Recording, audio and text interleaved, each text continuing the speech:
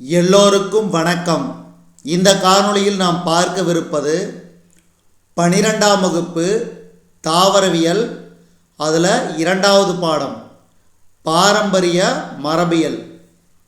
இதற்குரிய அப்ஜெக்டிவ், அதாவது book back question and answer நாம் பார்க்க போகிறோம். முதல் கேள்வி, மரபுசாரா பாரம்பரியம் வரிசையில் காணப்படும் மரபணுக்களை கொண்டது. மரபுசாரா பாரம்பரியம் வரிசையில் காணப்படும் மரபணுக்களை கொண்டது. இதுக்கு சரியான விடை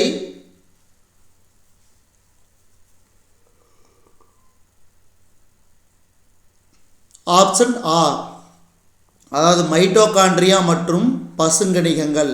அடுத்து 2வது கேள்வி,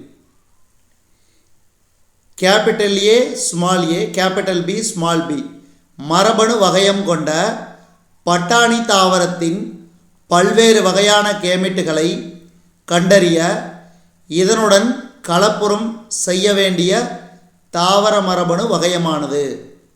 இதுக்கு A A B B, A A small A A B B. அடுத்து 3வது கேள்வி, மரபணு வகையம் A A capital A A capital B small B capital சிசியை கொண்ட தாவரம் எத்தனை வகையான கேமெட்டுகளை உருவாக்கும்?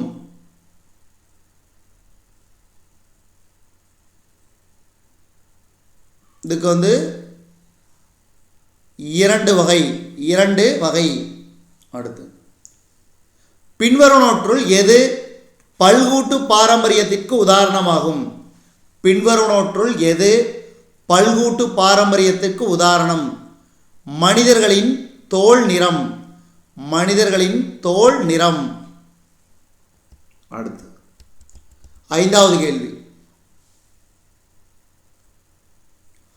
தோட்ட பட்டாணியில் மெண்டல் மேற்கொண்ட ஆய்வில் உருண்டை வடிவ விதை ஆர்ஆர், சுருங்கிய விதை பைக்கு ஓங்கியும், மஞ்சள் விதையிலானது ஒய்ஒய் பசுமையான விதையிலைக்கு ஸ்மால் ஒய்ஒய் ஓங்கியும் காணப்படின் 2ஆம் தலைமுறை F2வில் எதிர்பார்க்கப்படும், அதாவது capital R R capital Y Y into by small Y Y புறத்தோற்றம் யாது? இதுக்கு ஆப்ஷன் இ, உருண்டை விதையுடன் கூடிய மஞ்சள் விதையிலை மற்றும் சுருங்கிய விதைகளுடன் கூடிய மஞ்சள் விதையிலைகளை கொண்டிருக்கும். அடுத்த 6வது கேள்வி, சோதனை கலப்பு உள்ளடக்கியது. சோதனை கலப்பு உள்ளடக்கியது ஆப்ஷன் இ, அதாவது F1 கலப்புயிரியுடன்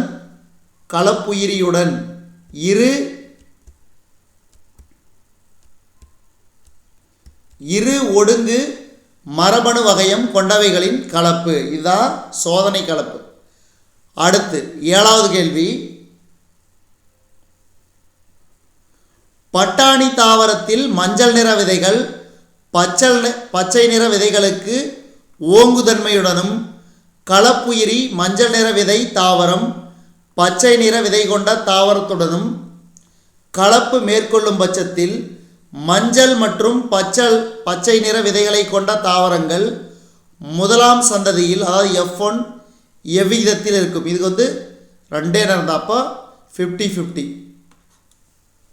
அடுத்து 8வது கேள்வி, இரு பண்பு கலப்பை பொறுத்தமட்டில் கீழ்கண்டவற்றுள் சரியான கூற்று.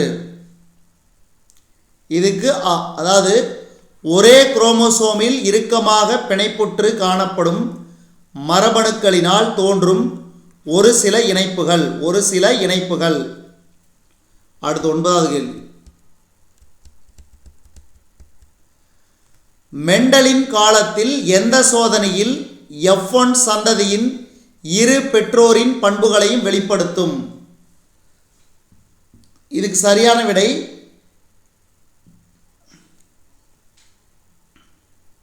இணை ஓங்குதன்மை.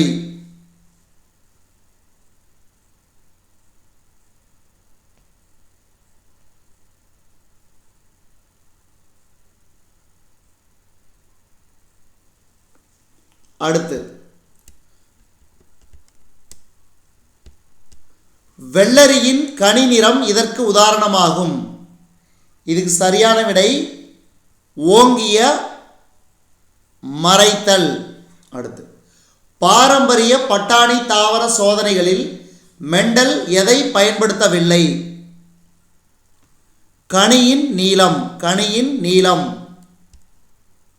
அடுத்து இரு பண்பு கலப்பில் 9:3:3:1 இடைப்பட்ட, அதாவது AABB இன்டு AABB என்று மாறுபாடு அமைந்த ஓங்கிய மறைத்தல் விளைவானது. இரு வேறுபட்ட அமைவிடத்தில் இரு அல்லீல்களின் இடையேயான இடைச்செயல்கள். அடுத்து 13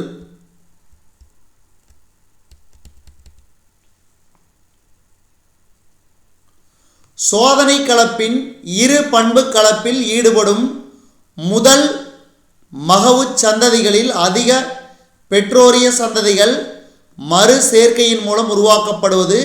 இது எதை குறிக்கிறது? இதுக்கு சரியான விடை ஒரே குரோமோசோமில் காணப்படும் பிணைப்புற்ற இரு மரபணுக்கள்.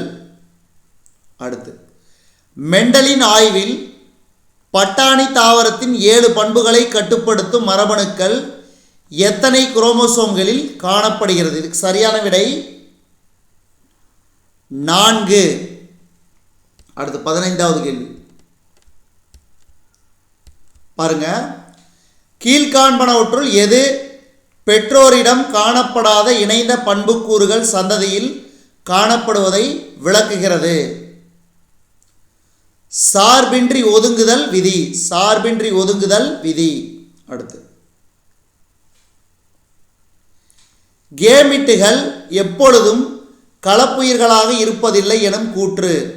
தனித்து பிரிதல் விதி. தனித்து பிரிதல் விதி. அடுத்து 17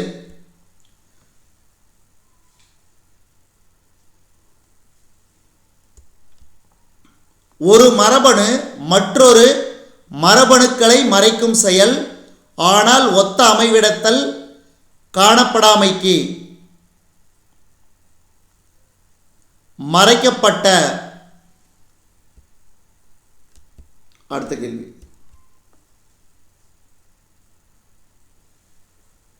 தூய கால்வழி நெட்டை தாவரங்கள் தூய கால்வழி குட்டை தாவரத்துடன் கலப்புற்று முதலாம் மகவு சந்ததி, அதாவது F1இல் அனைத்து தாவரங்களும் நெட்டையாகவே காணப்பட்டது.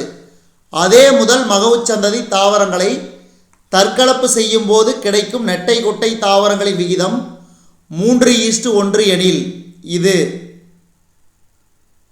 அப்போ இதுக்கு சரியான விடை ஓங்குதன்மை. 3:1னா ஓங்குதன்மை.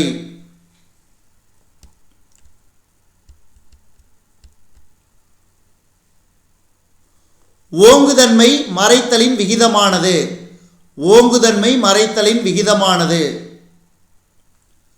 12:3:1 தான் ஓங்குதன்மை மறைத்தலின் விகிதம். அடுத்து மெண்டலின் கலப்பின ஆய்வுகள் மேற்கொண்ட காலத்தை தேர்ந்தெடு. 1856 1863 வரை.